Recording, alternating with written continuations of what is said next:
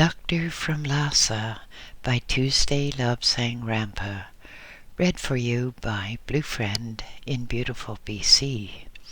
February 2017. Chapter 3. Medical Days.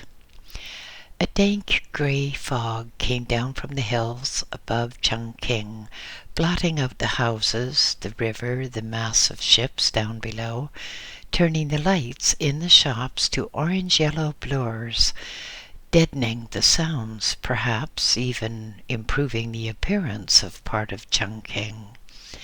There was a slithering sound of footsteps, and a bent old man came dimly into sight through the fog, and was as quickly lost to view again. It was strangely silent here. The only sounds were muffled sounds. The fog was a thick blanket deadening all. Wang and I had finished our classes for the day, and it was now late evening. We had decided to go out from the college, from the dissecting rooms, and get a breath of fresh air. Instead, we got this fog. I was feeling hungry. Apparently so was Wang. The dampness had gotten into our bones and chilled us. "Let us go and have some food," Lobsang. "I know a good place," said Wang. "All right," I answered. "I'm always ready for something interesting. What have you got to show me?" "Oh, I want to show you that we in Changtang can live quite well in spite of what you say." He turned and led the way, or rather he turned and groped blindly till we reached the side of the street and were able to identify the shops. We went down a hill a little way, and then through an entrance which appeared to be remarkably like a cavern in the side of the mountain. Inside, the air was even thicker than outside. People were smoking, belching great clouds of evil-smelling fumes. It was almost the first time I had seen such a number of people smoking. It was quite a novelty to see people with burning brands in their mouths and smoke trickling out of their nostrils. One man attracted my fascinated gaze. He was producing smoke not just from his nostrils, but from his ears. I pointed him out to Wang. "Oh, him," he said. "He's stone deaf, you know. Had his eardrums kicked in. It's quite a social asset with him. No eardrums to impede the smoke, so he sends it out his nostrils and out his ears too. He goes up to a foreigner and says, 'Give me a cigarette and I'll show you something you can't do.' Keeps him in smokes, that. Still, that's nothing. Let's get on with the food. I'll order the meal," said Wang. "I'm well known here, and we shall get the best at the lowest price." Well, that suited me fine. I had not eaten too well during the past few days. Everything was so strange, and the food so utterly alien. Wang spoke to one of the waiters, who made notes on a little pad, and then we sat down and talked. Food had been one of my problems. I could not obtain the type of food to which I was accustomed, and I had to eat, among other things, flesh and fish. To me, as a Lama of Tibet, this was truly revolting. But I'd been told by my seniors at the Patala in Lhasa that I would have to accustom myself to alien foods, and I had been given absolution from them for the type of food I should consume. In Tibet, we, the priests, ate no meat, but this was not Tibet, and I had to continue to live in order to fulfill my allotted task. It was not possible to obtain the food I wanted, and so I had to eat the revolting messes brought me and pretend that I liked them. Our lunch arrived, a half tortoise surrounded with sea slugs and followed by a dish of curried frogs with cabbage leaves around them. They were quite pleasant, but I would have much preferred my own sampa. So, making the best of things, I had my meal of curried frogs, well supported with noodles and rice, and we drank tea. One thing I have never touched, in spite of all exhortations from those outside of Tibet, have been intoxicating liquors. Never, never, never. In our belief, there is nothing worse than these intoxicating drinks, nothing worse than drunkenness. Drunkenness, we consider, is the most vicious sin of all, because when the body is sodden with drink, the astral vehicle, the more spiritual part of you, is driven out of the physical, and it has to leave it as prey to any prowling entities. This is not the only life. The physical body is just one particular manifestation, the lowest manifestation. And the more one drinks, the more one harms one's body in other planes of existence. It is well known that drunkards see pink elephants and curious things which have no parallel in the physical world. These, we believe, are the manifestations of some evil entity, some entity who's trying to make the physical body do some harm. It is well known that those who are drunk are not in possession of their right senses. So, I have not at any time touched intoxicating drinks, nor even corn spirit, not even rice wine. Lacquered duck is a very nice form of food, for those who like meat, that is. I much preferred bamboo shoots. These are unobtainable in the West, of course. The nearest substitute to it is a form of celery which grows in a certain European country. The English celery is quite different and is not so suitable. While discussing Chinese food, it is possibly of some interest to say that there is no such dish as chop suey. That is just a name, a generic name for Chinese food, any Chinese food. If anyone wants a really good Chinese meal, they should go to a first-class all-Chinese restaurant and have ragu of mushroom and bamboo shoot. Then they should take a fish soup. After that, lacquered duck. You will not have a carving knife in the real Chinese restaurant, but the waiter will come along with a small hatchet, and he will chop up the duck for you into suitably sized slices. When these are approved by you, they will be wrapped up with a piece of young onion into a sandwich of unleavened bread. One picks up these small sandwiches and devours each at a mouthful. The meal should end with lotus leaves, or, if you prefer, lotus root. Some people prefer lotus seed, but whichever it is, you will need adequate quantities of Chinese tea. This is the type of meal we had in that eating house so well known to Wang.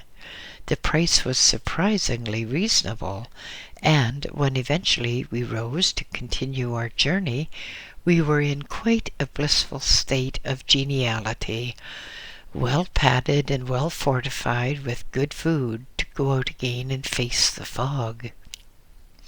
So, we made our way up the street along the road to Kailing, and when we were partway along that road, we turned right into the path leading up to our temple. It was service time when we got back.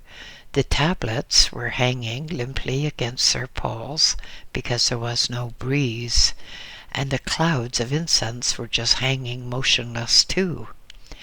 The tablets are of red material with gold Chinese ideographs upon them.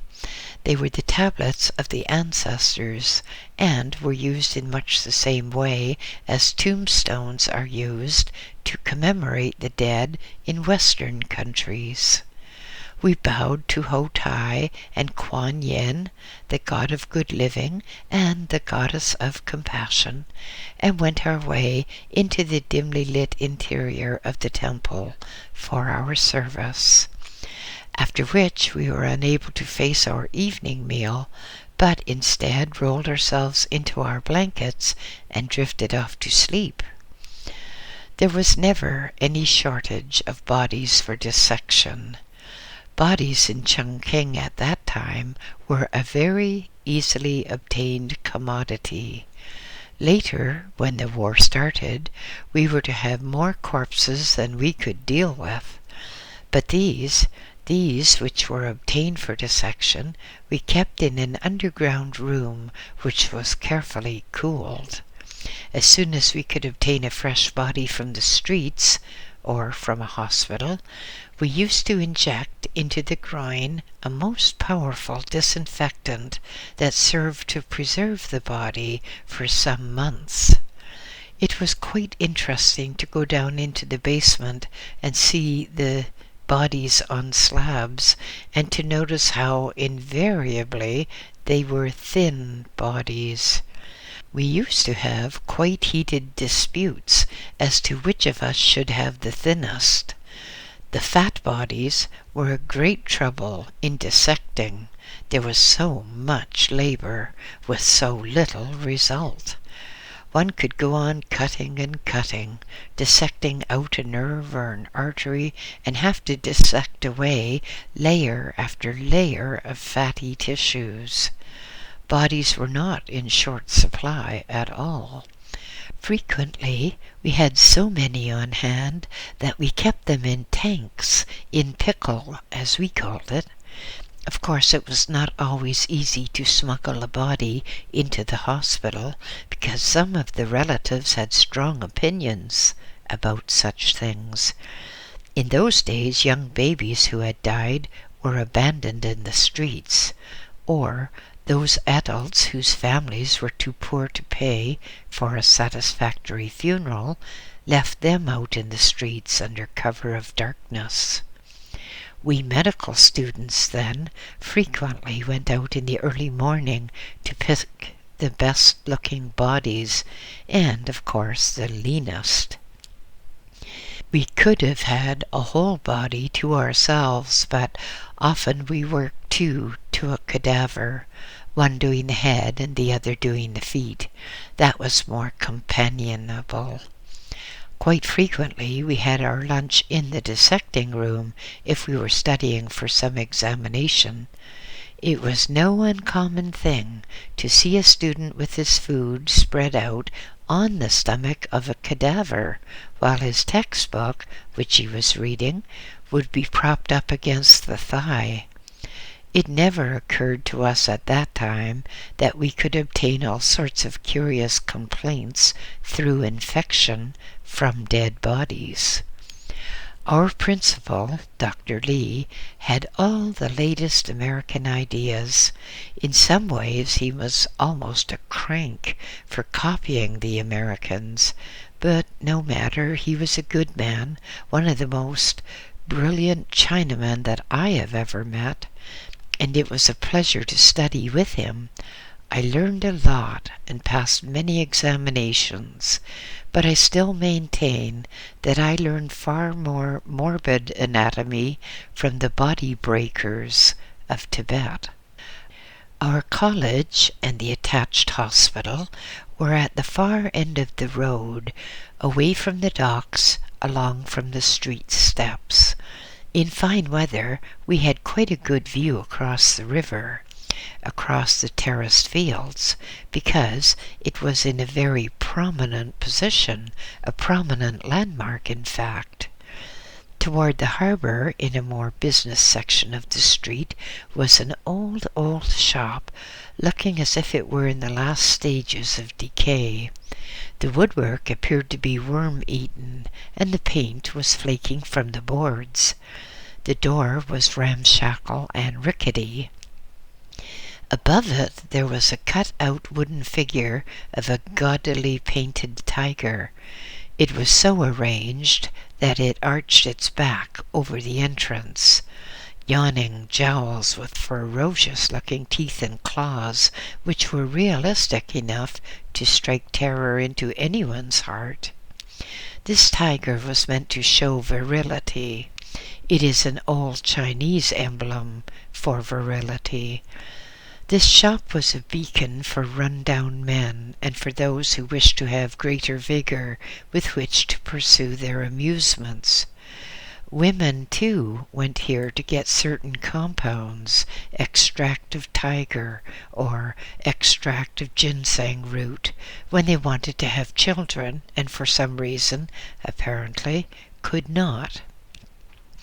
Extract of tiger or extract of ginseng contain large amounts of substances which help men and women in such difficult times, substances which have only recently been discovered by Western science, who hail it as a great triumph of commerce and research. The Chinese and the Tibetans did not know so much about modern research, and so they have had those compounds for 3,000 or 4,000 years, and have not boasted unduly about it. It is a fact that the West could learn so much from the East if the West was more cooperative. But to turn this old shop, with its fierce tiger carved and painted above it, with the window full of strange-looking powders, mummies and bottles of colored liquids, this was the shop of an old-style medical practitioner, where it was possible to obtain powdered toad, the horns of antelope ground to powder to act as an aphrodisiac, and other strange concoctions. Not often in these poorer quarters did the patient go to the modern surgery of a hospital for treatment. Instead, he went to this dirty old shop in much the same way as his father had done, and perhaps as his father's father before had done also. He took his complaints to the physician in charge, who sat looking like an owl with powerful lens spectacles behind a brown wooden barrier. He would discuss his case and the symptoms, and the old physician would solemnly nod his head, and with his fingertips touching, he would ponderously prescribe the necessary medicine. One convention was that the medicine had to be colored according to a special code. That was an unwritten law from time before history.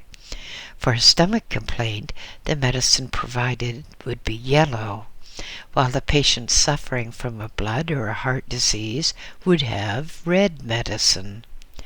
Those afflicted with bile or liver complaints, or even with excessively bad temper, would have a green medicine.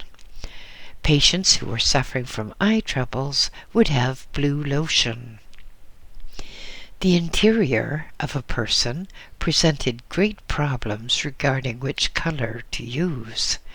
If a person had a pain inside and it was thought to be of intestinal origin, the medicine would be brown. An expectant mother had only, so she was told, to take the pulverized flesh of a turtle, and the baby would be born painlessly, easily, almost before she was aware of it, and so her day's work would not be interfered with. One injunction was, "Go home, put an apron around you between your legs, so that the baby shall not drop and strike the ground, and then swallow this pulverized flesh of a turtle." The old unregistered Chinese doctor could advertise, and this he did in a most spectacular manner. Usually he had a large sign, an immense painted sign above his house, to show what a wonderful healer he was. Not only that, but in his waiting room and surgery would be found great medals and shields which wealthy and frightened patients had given him to testify to the miraculous way in which he, with colored medicines, powders, and potions, had cured them of unknown and unspecified diseases. The poor old dentist was not so lucky. The older style dentist, that is. Most of the time he had no particular house in which to see patients, but he saw them in the street. The victim sat down on a box, and the dentist carried out his examination, his poking and probing in full view of an appreciative audience. Then, with a lot of strange maneuvers and gesticulations, he would proceed to extract the faulty tooth. Proceed is the right term, because if the patient was frightened or excessively noisy, it was not always easy to do an extraction, and at times the dentist would not hesitate to call upon bystanders to hold the struggling victim. There was no anesthetic used. The dentist did not advertise as the doctors did, with signs and shields and medals, but instead, around his neck, he wore strings of teeth which he had extracted. Whenever he had extracted a tooth, that tooth would be picked up, carefully cleaned, and a hole drilled right through it. It would then be threaded on a string to add one more testimony to the skill of the dentist who had pulled so many. It used to annoy us considerably when patients on whom we had lavished much time and care, and to whom we had given the very latest treatment and prescribed expensive drugs, crept surreptitiously into the back entrance of the old Chinese doctor's premises for treatment by him. We claimed that we cured the patient. The quack claimed that he cured, but the patient said nothing. He was too glad to be free of his ill. As we became more and more advanced in our studies and walked the wards of the hospitals, we had on frequent occasions to go out with a fully qualified doctor to treat people in their own homes, to assist at operations. Sometimes we had to descend the cliffs to inaccessible places, perhaps to some place where some poor unfortunate had fallen over and shattered bones or lacerated flesh almost beyond repair. We had visits to those who had floating homes upon the rivers. In the Kailing River there are people who live on houseboats or even rafts of bamboo covered with matting on which they erect little huts. These swayed and bobbed at the bank of the river, and unless we were careful, particularly at night, it was remarkably easy to miss one's footing, or to stand firmly upon a loose piece of bamboo which merely sank beneath one. Then one was not at all cheered by the laughter of the inevitable crowd of small boys who always gathered on such unfortunate occasions. The old Chinese peasants were able to put up with an amazing amount of pain. They never complained, and they were always grateful for what we could do for them. We used to go out of our way to help the old people, perhaps help to clean up their little hut or prepare food for them, but with the younger generation things were not so pleasant. They were getting restive. They were getting strange ideas. The men from Moscow were circulating among them, preparing them for the advent of communism.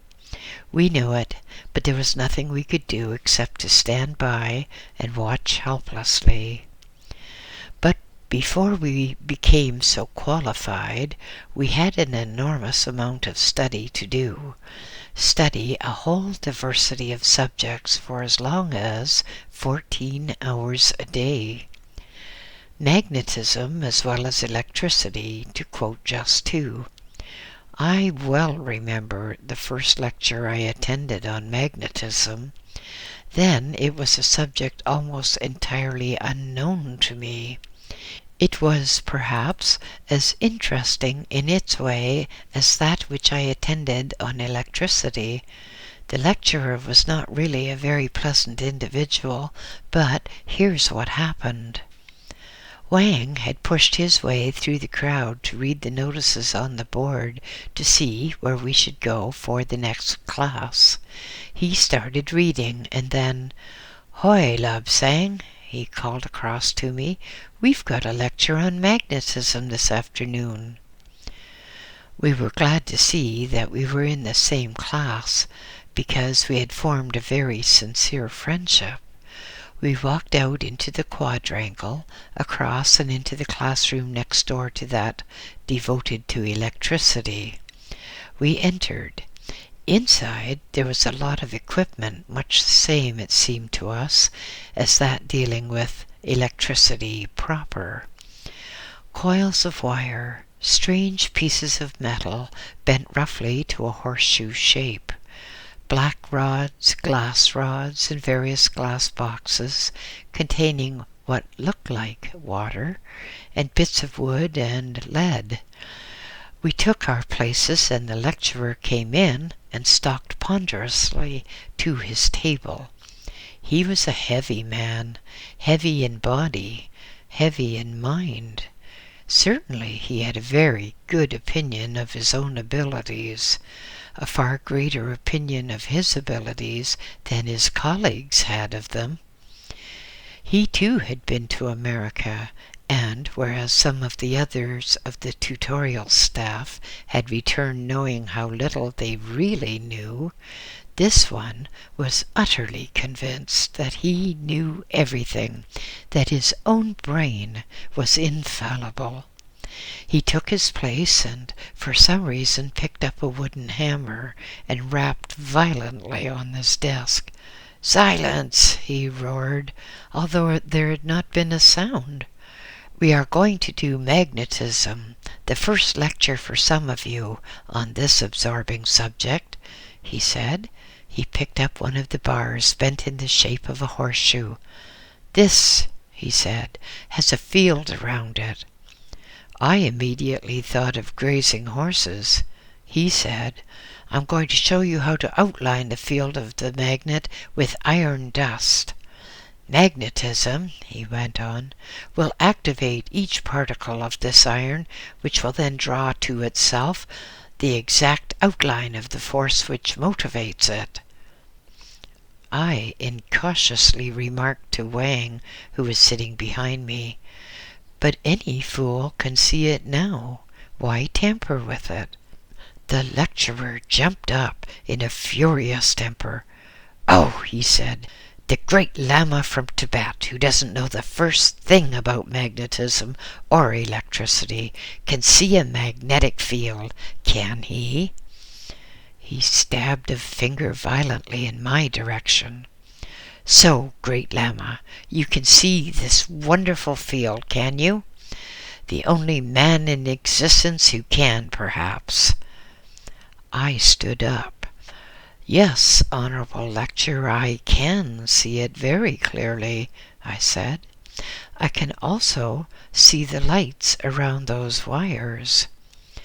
He took his wooden hammer again, brought it down with a succession of resounding crashes on his desk. "You lie," he said. "No one can see it. If you're so clever, come up here and draw it for me, and then we'll see what sort of a mess you make of it." I sighed wearily as I went up to him, picked up the magnet, and went to the blackboard with the piece of chalk. The magnet I put flat on the board, then I drew around it the exact shape of the bluish light which I could see coming from the magnet. I drew also those lighter striations which were within the field itself. It was such a simple matter for me. I'd been born with the ability, and I had had the ability increased in me by operations. There was absolutely dead silence when I finished, and I turned around. The lecturer was watching me, and his eyes were quite literally bulging. "You've studied this before," he said. "It's a trick." "Honorable lecturer," I replied, "until this day I have never seen one of these magnets." And he said, "Well, I do not know how you do it, but that is the correct field. I still maintain that it's a trick. I still maintain that in Tibet you learned only trickery. I do not understand it." He took the magnet from me, covered it with a sheet of thin paper, and on the paper he sprinkled fine iron dust. With a finger he tapped on the paper, and the dust took up the exact shape of that which I had drawn on the blackboard. He looked at it, he looked at my drawings, and then he looked back at the outline in the iron filings. "I still do not believe you, man from Tibet. I still think that it's a trick." He sat down wearily and propped his head in his hands. Then, with explosive violence, he jumped up and shot out his hand to me again. "You," he said, "you said that you could see the field of that magnet.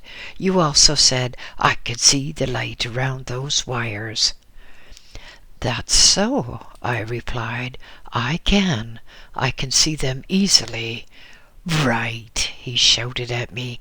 "Now we can prove you wrong and prove you are a fake." He wheeled around, knocking over his chair in his temper. He hurried to a corner, bent down with a grunt, picked up a box with wires protruding in a coil from the top. He stood up, placed it on the table in front of me. "Now," he said, "now here's a very interesting box, known as a high-frequency box. You draw the field of that for me, and I will believe in you.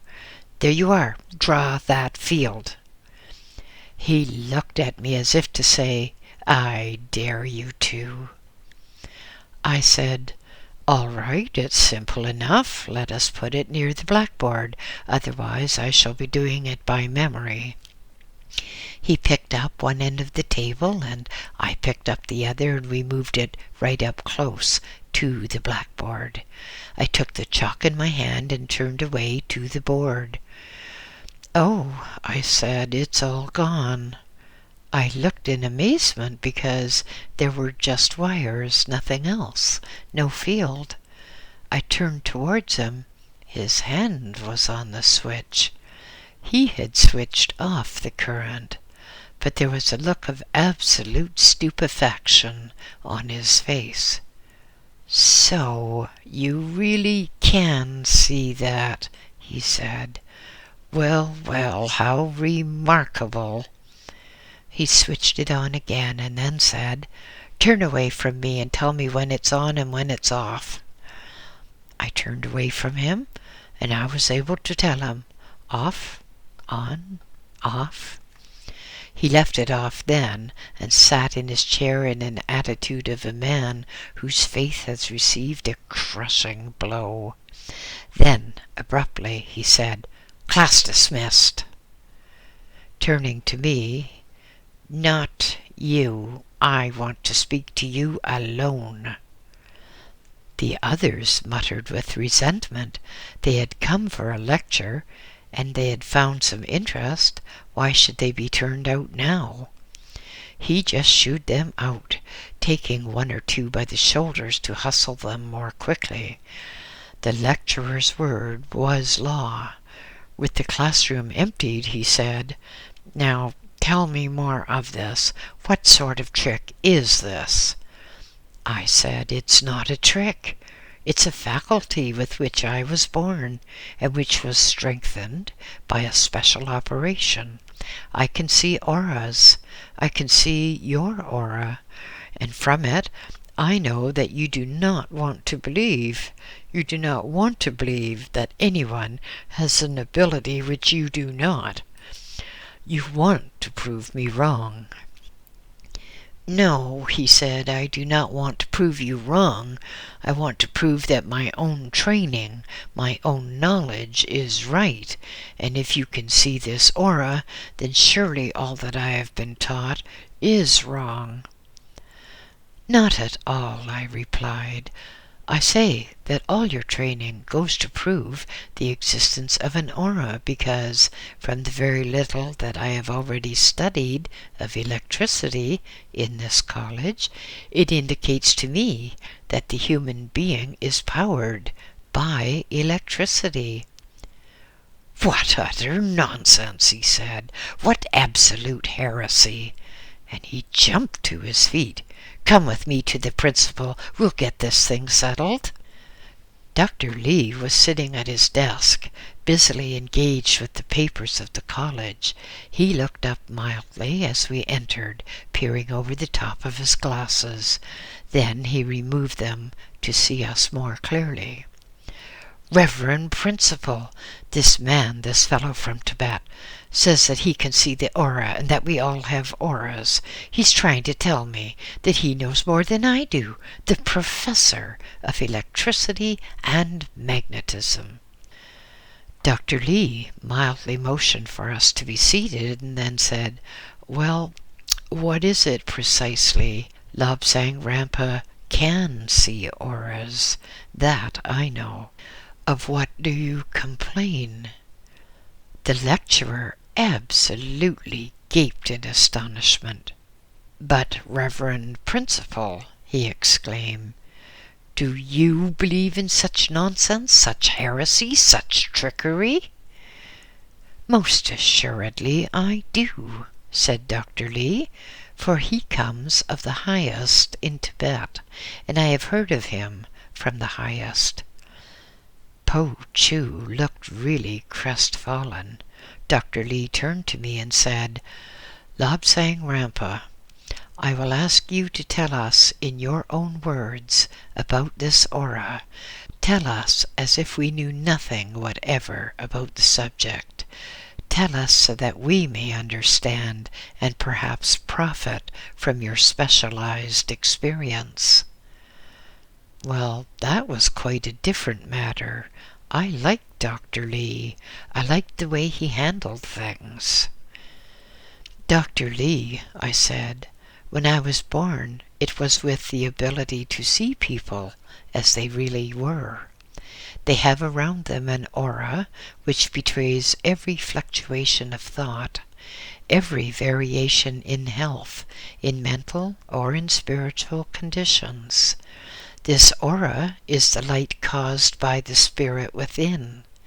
For the first couple of years of my life, I thought everyone saw it as I did, but I soon learned that that was not so. Then, as you are aware, I entered a lamasery at the age of 7 and underwent special training.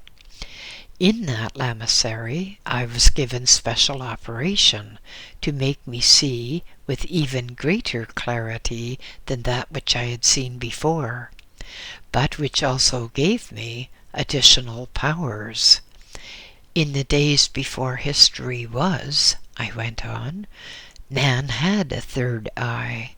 Through his own folly, man lost the power to use that sight, and that was the purpose of my training at the lamasery in Lhasa." I looked at them and saw that they were taking it in very well. "Dr. Lee," I went on, "the human body is surrounded, first of all, by a bluish light, a light perhaps an inch, perhaps 2 inches thick. It is what we call the etheric body, and it is the lowest of the bodies. It is the connection between the astral world and the physical. The intensity of the blue varies according to a person's health. Then, beyond the body, beyond the etheric body too, there is the aura. It varies in size enormously, depending on the state of evolution of the person concerned, depending also upon the standard of education of the person, and upon his thoughts. Your own aura is the length of a man away from you, I said to the principal, the aura of an evolved man. The human aura, whatever its size, is composed of swirling bands of colors, like clouds of colors drifting on the evening sky. They alter with a person's thoughts. There are zones on the body, special zones, which produce their own horizontal bands of color. Yesterday, I said, when I was working in the library, I saw some pictures in a book on some Western religious belief. Here there were portrayed figures which had auras around their heads. Does this mean the people of the West, whom I had thought inferior to us in development, can see auras while we of the East cannot? These pictures of the people of the West, I carried on, had auras only around their heads, but I can see not merely around the head, but around the whole body and around the hands, the fingers, and the feet. It is a thing which I have always seen. The principal turned to Po Chu. There, you see, this is the information which I had before. I knew that Rampa had this power. He used this power on behalf of the leaders of Tibet. That is why he's studying with us, so that, it is hoped, he can assist in the developing of a special device which will be of the greatest benefit to mankind as a whole in connection with the detection and cure of disease. "What caused you to come here today?" he asked. The lecturer was looking very thoughtful. He replied, "We were just commencing practical magnetism, and before I could show anything, as soon as I spoke about fields, this man said he could see the fields around the magnet, which I knew to be utterly fantastic. So I invited him to demonstrate upon the blackboard. To my astonishment," he went on, "he was able to draw the field on the blackboard, and he was able to also draw the current field of a high-frequency transformer. But when it was switched off, he saw nothing. I am sure it was a trick." He looked defiantly at the principal. "No," said Dr. Lee, "indeed it was no trick at all, for this is known to me as the truth. Some years ago I met his guide, the Lama Mingyar Dondup, one of the cleverest men in Tibet, and he, out of the goodness of his heart, underwent certain tests out of friendship for me, and he proved that he could do the same as can Lobsang Rampa. We were able, that is, a special group of us, to make some serious researches into the matter, but unfortunately prejudice, conservatism, and jealousy prevented us from publishing our findings. It is a thing which I have regretted ever since." There was silence for a time. I thought how good it was of the principal to declare his faith in me. The lecturer was looking really gloomy, as if he had received an unexpected, unwelcome setback. He said, "Well, if you have this power, why are you studying medicine?" And I replied, "I want to study medicine, and I want to study science as well, so that I may assist in the preparation of a device similar to that which I saw in the Changtang Highlands of Tibet." The principal broke in, "Yes, I know that you were one of the men who went on that expedition. I should like to know more about that device." "Some time ago I said. At the instigation of the Dalai Lama, a small party of us went upwards into a hidden valley in the mountain ranges in the Changtang Highlands. Here we found a city dating back to long before recorded history, a city of a bygone race, a city partly buried in the ice of a glacier, but where the glacier had melted in the hidden valley, where it was warm, the buildings and the devices contained in the buildings were intact. One such apparatus was a form of box into which one could look and see the human aura, and from that aura, from the colors, from the general appearance, they could deduce the state of health of a person. And more, they could see if a person was likely to be afflicted in the flesh by any disease, because the probabilities showed in the same aura before it was manifest in the flesh. In the same way, the germs of coryza show in the aura long before they manifest in the flesh as a common cold. It is far easier matter to cure a person when they are only just tinged with a complaint. The complaint, the disease, can then be eradicated before it obtains a hold. The principal nodded and said, "This is most interesting. Go on." I went on. "I visualize a modern version of that old apparatus. I would like to assist in the preparation of a similar device, so that even the most non-clairvoyant doctor or surgeon could look through this box and could see the aura of a person in color. He could also have a matching chart, and with that chart he'd be able to know what was actually wrong with the person. He would be able to diagnose without any difficulty or inaccuracy at all." "But," said the lecturer, "you are too late. We have X-rays already." "X-rays," said Dr. Lee. "Oh, my dear fellow, they are useless for a purpose such as this. They merely show gray shadows of the bones. Lobsang Rampa does not want to show the bones. He wants to show the life force of the body itself.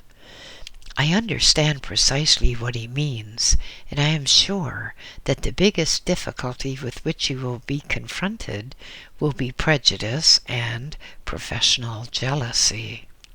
He turned to me again. "But how could one help in mental complaints with such a device?"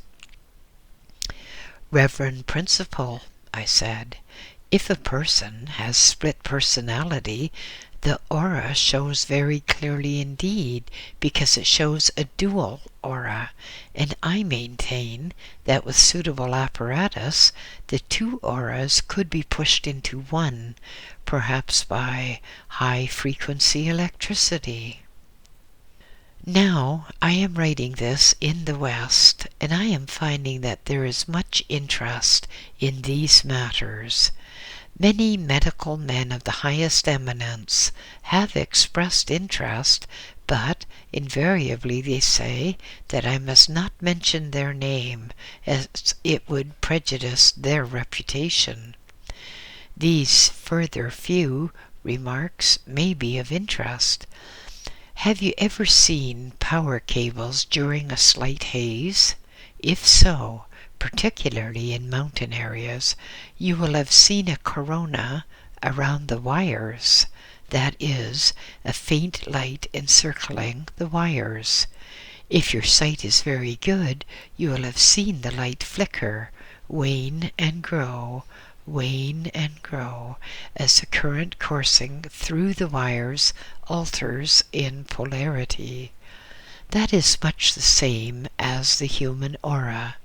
The old people, our great ancestors, evidently could see auras or see halos because they were able to paint them on pictures of saints. That surely cannot be ascribed by anyone as imagination, because if it was imagination, why paint it on the head where there actually is a light?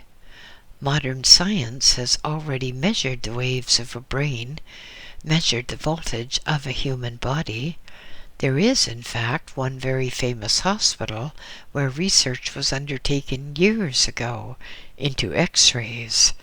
The researchers found that they were taking pictures of a human aura, but they did not understand what they were taking, nor did they care, because they were trying to photograph bones, not colors on the outside of a body, and they looked upon this aura photograph as an unmitigated nuisance.